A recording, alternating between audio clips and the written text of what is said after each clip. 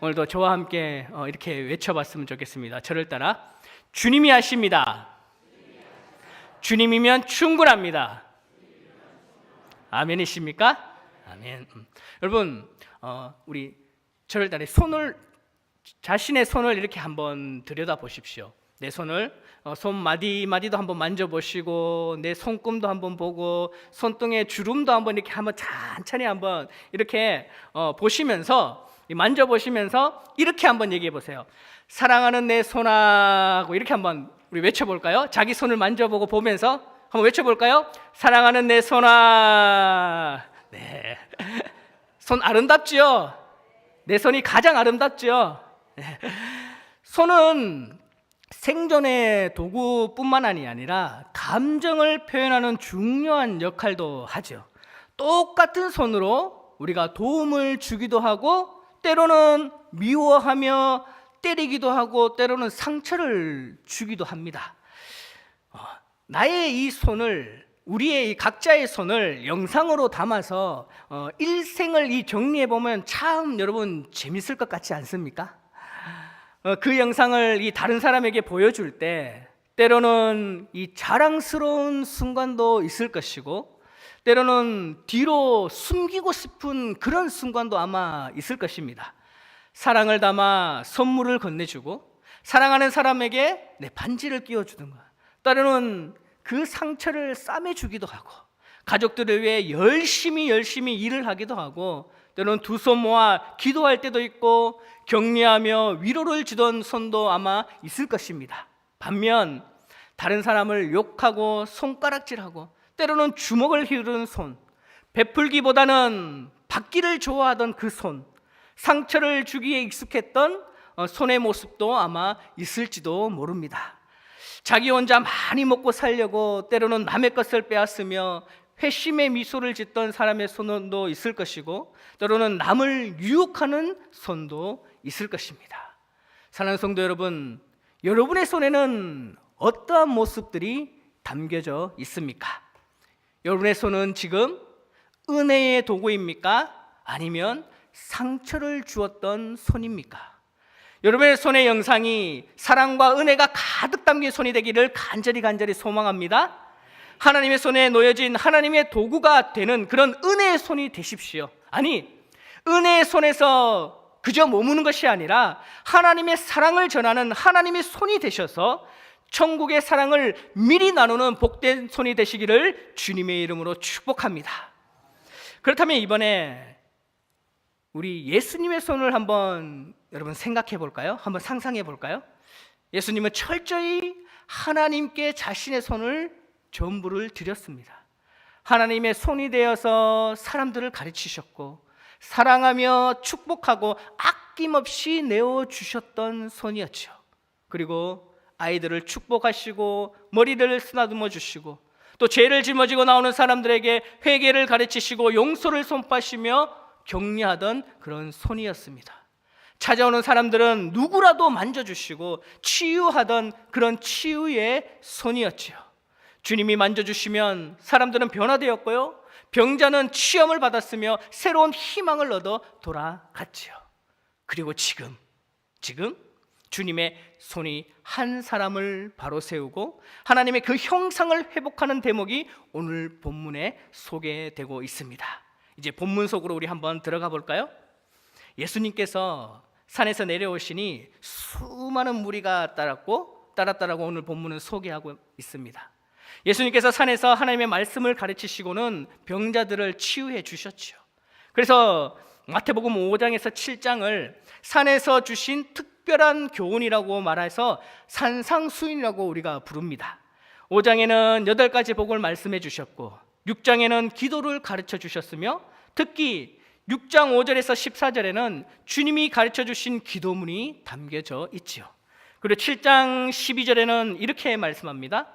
그러므로 무엇이든지 남에게 대접을 받고자 하는 대로 너희도 남을 대접하라. 이것이 율법이요 선지자니라 라고 말씀하셨습니다.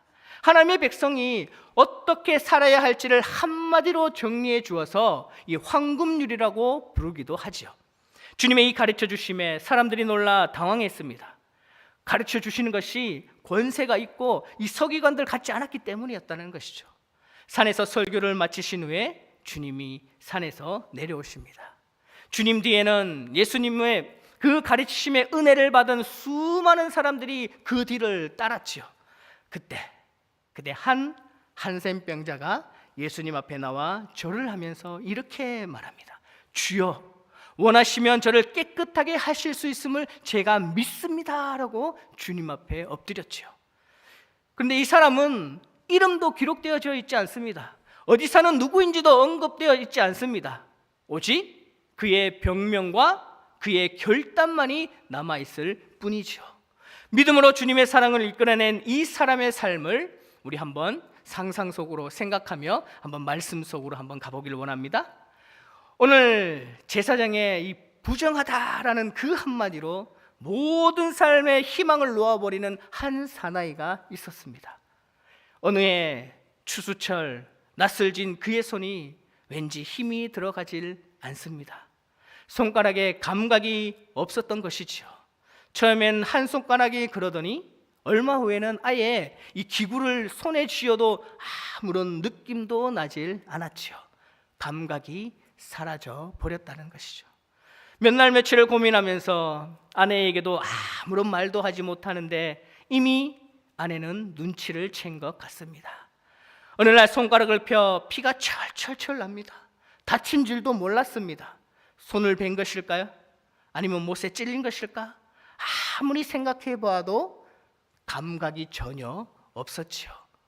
피 흐르는 손을 보면서 자신의 그 인생이 완전히 망가져지고 있음을 느끼며 소리 없이 그는 흐느낍니다. 아내는 제사장에 가서 보이라고 말을 하지요.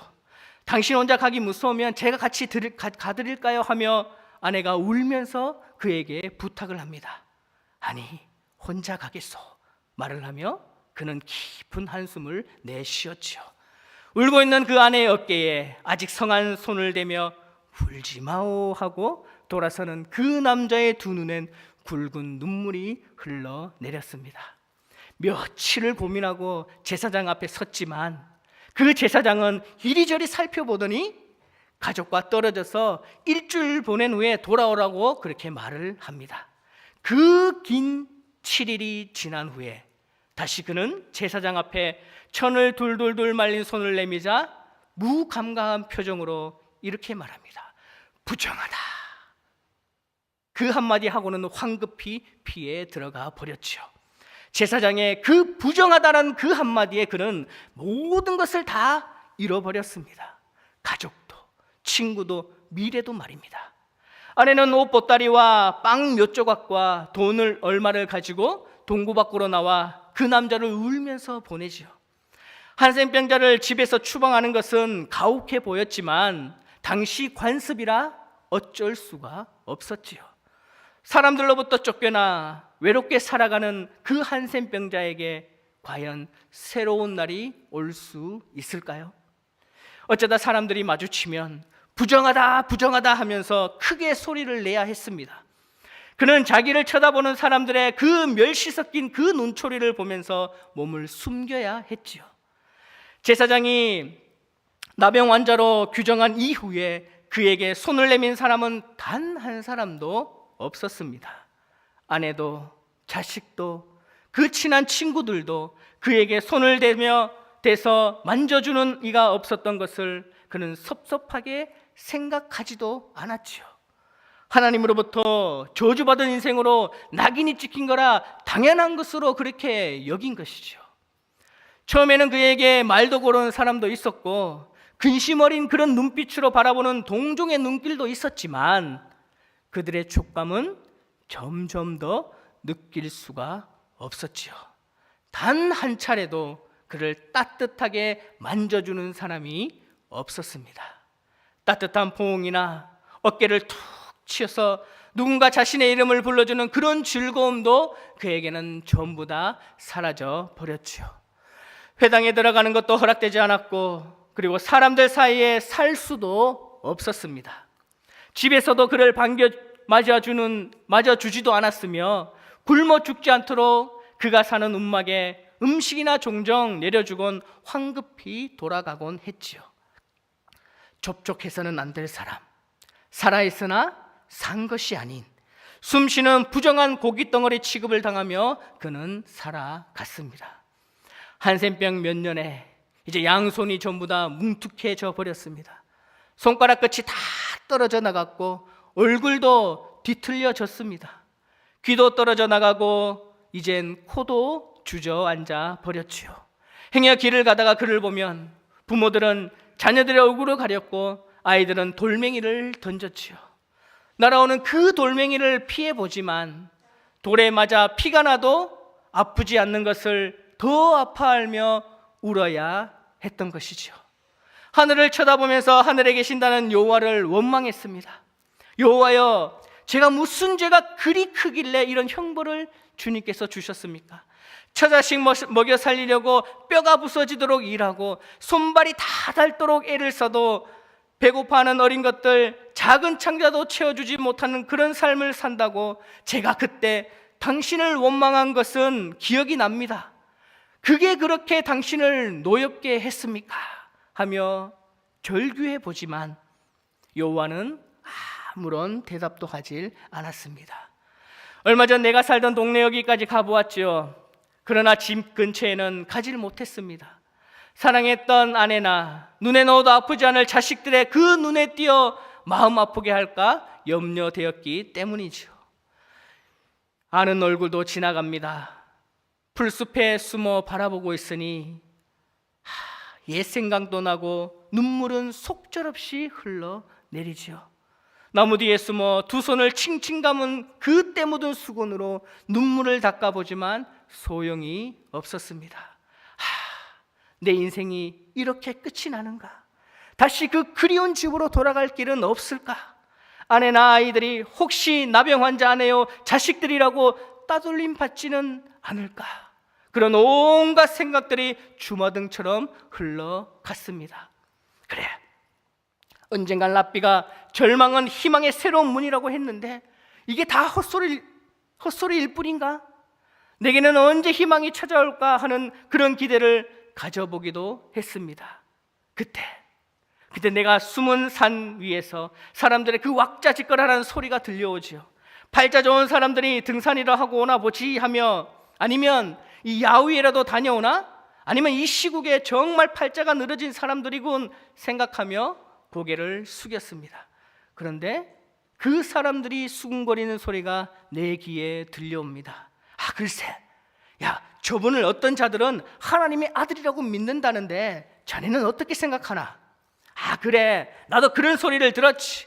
며칠 전에는 귀신도 몰아냈다지. 이 거라사 지방에 이 군대 귀신 들려 벌거벗은 무덤 사이에 살던 사람이었는데 저분의 그 말씀 한마디에 귀신이 물러가고 온전케 되었다네. 그때 아마 이 돼지들이 한 2,000마리가 넘게 호수에 몰사했다 하더군. 자네는 저분의 이 산 위에서 설교를 듣고 어떤 생각이 들었나? 나는 조금 어렵기는 했지만 여러분, 얼마나 내가 위로받았는지 몰라. 귀신도 몰아내고 병자들로 취하는 저분은 하나님의 아들임에 틀림없나 봐 하는 그런 사람들의 이야기 소리가 내 귀에 들려오고 있습니다. 저기 가는 저분이 하나님의 아들이라고? 그러면 나도 저분을 만나봐야지 하는 그런 생각이 내 마음에 꿈틀거리기 시작했습니다. 불섭에서 나와 내가 저분 앞에 나가면 사람들이 나로 돌로 쳐 죽일지도 몰라 하는 생각이 들어 잠시 주저하고 말았습니다. 그러나 문득 내 머리에 이래 주구나 저래 주구나 마찬가지 아닌가? 한번 만나나 보지. 저 사람 아버지인 하나님이 내게 병을 내렸으니 아들이 결단을 내든지 돌을 던지지 하겠지 하는 생각이 들어 사람들 앞에 나가기 시작했죠. 주위에 있는 사람들 흩어버리기는 식은 죽 먹기였습니다. 내가 피고름이 묻은 두 팔을 휘두르며 부정하다, 나는 부정하다 하고 소리를 지르기 시작하니 금방 사람들이 피에 달아났기 때문이죠. 나는 눈썹이 다 빠지지만 그래도 먼 곳에 있는 사람들도 알아볼 만한 눈으로 그 사람의 얼굴을 보았습니다. 그 눈은 해맑은 호수 같은 눈이었지요. 그분도 나를 보고 있었지요. 왠지 그분이 나를 예전부터 알고 있었다라는 그런 느낌마저 들게 하는 그런 눈이었습니다. 나는 그분 앞에 나아가 엎드렸습니다. 당신의 아버지가 나를 이렇게 문둥병자로 만들었으니 당신이 나를 고쳐두든지 죽이든지 하십시오. 나는 이제 더 이상 살 희망도 없고 의미도 없습니다. 나는 모든 것을 다 잃은 사람이기 때문입니다 하고 말을 하려고 입을 떼는데 그만 나도 모르게 주여 당신이 원하시면 나를 깨끗하게 해 주실 수 있나이다 하는 말이 나와 버렸지요. 이게 무슨 말이야? 당신이 말하는 하나님이 나를 이렇게 저주하여 이 몹쓸병에 걸리게 하였지 않았소 하고 나는 따지고 싶었는데 이게 뭐야 하는 말이 입에서 맴돌았지만 내 마음 한 구석에는 네가 이분 외에 네 병을 고칠 수 있다고 믿느냐? 네가 갈 곳이 또 어디 있단 말이냐 하는 생각이 들면서 주여 저를 고쳐주시옵소서. 주님이 원하시면 저를 능히 고칠 수 있으리라 믿습니다 라는 고백이 나도 모르게 나온 것이지요. 그때 그분이 이렇게 말씀하셨지요. 내가 원한다 깨끗함을 받으라 라고 이렇게 말씀하셨습니다. 아들아 지금까지 얼마나 한 많은 세월을 살아왔느냐. 하늘에 계신 내 아버지의 이름으로 말하노니 너는 지금부터 깨끗해졌느니라 하고 선포해 주셨습니다. 그분의 말이 떨어지기 무섭게 내 몸에 변화가 일어났지요. 피고름이 멈추기 시작했습니다. 새로운 살이 돋아나기 시작했지요. 문둥병을 앓은 흔적은 남아있었지만 다 나았다라는 그런 확신이 들었습니다. 뭉뚱해진 손으로 여기저기 찔러봅니다. 네, 아픔이 느껴졌습니다. 이렇게 놀라울 수가 있단 말인가. 내가 고침을 받았다 하며 주님 고맙습니다, 주님 감사합니다 연신 머리를 조아렸습니다. 그때 주님이 손을 내밀어 내 어깨를 만져주셨지요. 아들아 그동안 얼마나 힘들었느냐. 이제 아무에게도 이 사실을 말하지 말고 제사장에게 가서 네 몸을 드리고 산비둘기 2마리를 가지고 예물을 드려 네가 치유받았다는 확증을 받으라 라고 하셨습니다. 내가 원하노니 깨끗함을 받으라 말씀하셨을 때 내 몸은 이미 회복이 되었지요. 나는 주님이 내게 손을 내밀어 내 어깨를 만져주셨을 때 그 한없는 따뜻함을 나는 느꼈습니다. 내가 나병 환자가 된 이후 처음으로 나를 만져주신 그 사랑의 손길에 마비되었던 온몸의 감각이 다시 살아났고 더러운 내 몸에 손을 내밀어 만져주셨던 그분의 그 미소 띤 얼굴을 나는 지금도 잊을 수가 없습니다. 주님은 말씀 한마디로 내 병을 고쳐주실 수 있었지만 그분은 나를 직접 내 몸을 만져주셨지요. 사랑의 하나님의 손길이 나를 만져주셨을 때 내가 그동안 하나님을 원망하고 저주했던 것이 얼마나 죄송스러웠는지 몰라 회개의 눈물을 흘려내렸습니다. 내가 지금 가장 먼저 하고 싶은 것은 아내에게 돌아가 그동안 가정을 지켜준 것에 감사하는 그런 말을 하고 뜨겁게 끌어안아주고 싶고 자식들을 번쩍 들어 올려주는 것이었지요. 사람이 사랑을 담아 손을 내밀고 만져준다는 것이 얼마나 귀한 축복인지를 이전에는 몰랐습니다. 하나님께서 주신 손으로 사람을 저주하고 못살게 굴고 해치는 손으로 사는 것이 얼마나 큰 죄인지를 이제야 알았습니다. 나를 존중해주고 만져주신 그 주님의 사랑의 손으로 살기를 굳게 다짐해 봅니다. 사랑하는 성도 여러분, 지금 이 한센병자로 불리우며 치료약도 최상의 것이 개발되었죠. 의술도 발달해서 더 이상은 이 천령이라고 불리지 않는 병이 이 나병입니다. 하지만 여전히 사람들의 그 꺼림의 대상이 되고 있지요. 한센병이 아니라도 이 알코올 중독자들이나 가정이 깨어진 사람들 혹은 이혼 가정에서 상처받고 할아버지나 할머니의 이 슬하에서 자라는 이 아이들, 독거노인들, 버블러교 교도소에 갔다 온 사람들이나 그의 자녀들을 꺼려하며 소외시키고 배관시하는 상황이기도 합니다. 사람들에게서 꺼리낌의 대상이 되는 것은 여러분 너무나 아픈 일이지요. 많은 학생들이 친구들과 사이에서 왕따로 찍힘을 받아 상처 속에 살아가고 심지어 자살로까지 내몰리는 일도 참 많이 있습니다. 직장에서 좀 특이한 사람이라고 해서 멘탈이 이상한 자라는 낙인이 찍혀 고생하는 사람들도 참 많지요. 뿐만 아닙니다. 교회 다니는 사람들도 역시 많은 사람들과 한패가 되어 그것이 죄라는 인식도 없이 동참하여 아픔을 주는 일도 종종 있습니다. 이런 사람들에게 우리가 해야 할 일이 무엇인지를 오늘 본문을 통해 예수님이 오늘 말씀하고 계십니다. 사랑하는 성도들아, 너희 주변에서 상처받고 울고 있으며 소외감 속에서 아픔을 곱씹는 사람들에게 하나님의 손이 되어 그들을 치유하는 삶을 살라고 오늘 교훈해 주고 계십니다. 오늘 본문 3절을 보면 예수님께서 병자를 치유하신 대목이 잘 보여주지요. 손을 내밀어 그에게 대시며 이르시되 내가 원하노니 깨끗함을 받으라 하시니 즉시 그의 나병이 깨끗하여 진지라. 이 말씀의 의미는 이 한센병자의 병은 예수님의 말씀으로 고쳐진 것이지 예수님의 손으로 고치신 것은 아닙니다. 병자를 치유한 것은 직접적으로는 그 예수님의 능력의 말씀이 선포했음을 우리는 주목해야 한다는 것이죠. 그러면 예수님이 만져주신 것은 어떤 의미가 있는가 물으실 것입니다. 예수님의 그 만져주심은 그 한센병자의 가슴을 저미게 했던 그 외로움, 부정하다는 낙인 한마디에 모든 것을 잃고 추방되었던 사람이 느꼈던 그 고독감, 사람들 사이에 고루가 끊어지고 죽음을 벗삼아 살던 사람의 마음의 상처를 치유해 주시는 의미가 담겨져 있다는 것이죠. 예수님의 사랑의 손 내미심은 사람들과의 관계를 치유해 주시고 새롭게 만드시는 능력이 있었습니다. 상처받고 인생의 아픔을 겪고 외로울 때에 누군가가 다가와서 따뜻하게 위로해주고 손을 꼭 잡아주면 그 상황은 그대로일지라도 영적인 힘을 얻게 되지요.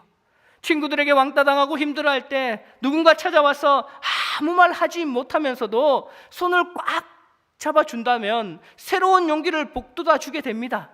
장례식 때에도 찾아와서 무슨 말로 위로해야 될지 몰라 하면서 그 두 손을 꼭 잡아주는 그 주변의 사람들이 있었다면 그 손은 그에게 힘을 주었을 것입니다.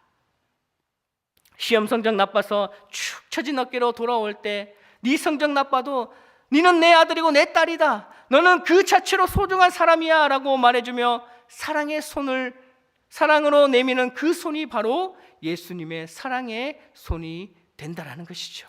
사랑하는 성도 여러분, 여러분이 주님의 사랑을 담아 내민 그 한 번의 손길이 누군가에게는 큰 위로와 희망을 줄 수 있음을 꼭 기억하시곤 이번 주간 이 사랑을 실천하시기를 간절히 소망합니다. 세상 사람 모두가 외면하는 사람이라 할지라도 여러분만은 사랑으로 다가가는 그런 복된 한 주간이 되시기를 주님의 이름으로 축복합니다.